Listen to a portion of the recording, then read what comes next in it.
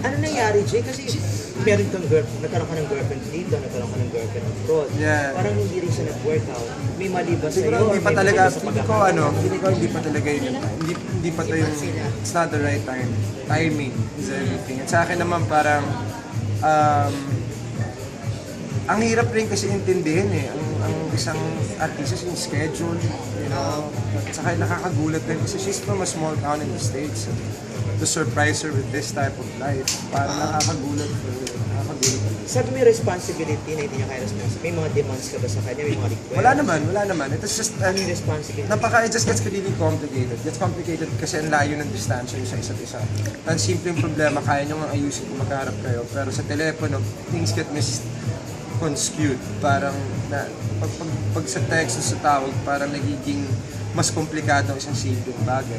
Nagsiselos ba siya? Nagsiselosa ba siya? Dahil syempre, Well, nakakapanibago sa kanya kasi syempre never pa naman siya hindi pa siya nagkakaroon ng artistang boyfriend. So pag nakikita niya sa TV na may kalikan, so it is a bit parang Si RC ba pinagsilosa? hindi siya problema kasi very supportive naman siya at saka naging okay talaga sila ni RC pero it was uncomfortable. Alam mo, medyo hindi Nasasabi niya sa'yo yun o nararamdaman mo lang?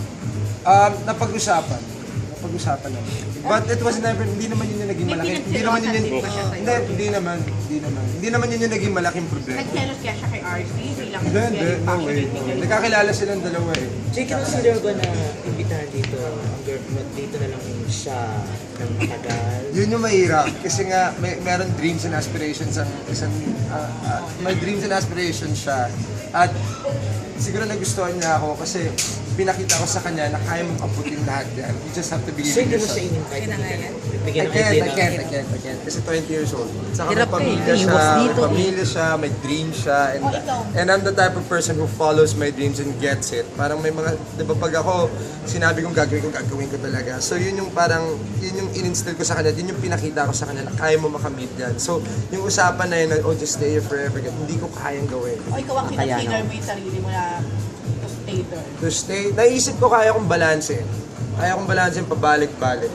But, kasi nga parang minsan sa hindi inaasahan na, kunyari parang sa pasyon, na-extend. So yung plano mo ng pagpunta doon, medyo na-delay. So, may mga- Kaya yung mga problema na dapat maayos, na-delay ng pag-aayos. So may mga pangako ka sa kanya na pupunta na hindi natutupad and then dun na nagsimula. Sometimes, parang more or less. Like I said, ako ayoko masyado detalye kasi one thing amazing about that relationship was that it wasn't like a showbiz relationship na sobrang binuklat namin ng gano'n yung o nilantad namin yung mga issues namin or problema namin. So that's something that I want to keep. Saka kung sakaling magkabalikan man, I think she'll appreciate me not talking about a lot of things. Yes.